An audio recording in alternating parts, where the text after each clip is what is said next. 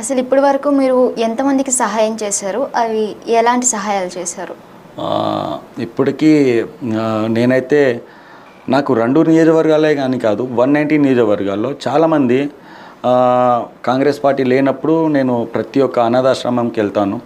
అలానే నాకు వచ్చినటువంటి పైసలు అమౌంట్ ఏమైతే ఉన్నాయో అవి కూడా నేను డొనేషన్ కింద ఇచ్చేస్తాను. పిల్లలు అమ్మ నాన్నలు లేని చిన్న చిన్న పిల్లలు ఉంటారు, వాళ్ళకి ప్రతి సండే నేను విజిట్ అవుతాను.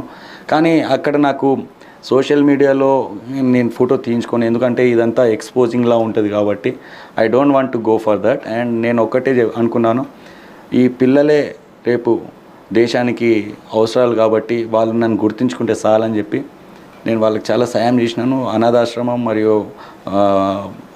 ఓల్డ్ ఏజ్ హోమ్ లాంటివి అక్కడ కూడా చాలా డొనేషన్స్ ఇచ్చాను. అంటే ప్రతి ఫెస్టివల్కి వెళ్ళి వాళ్ళకి నేను బట్టలు అవి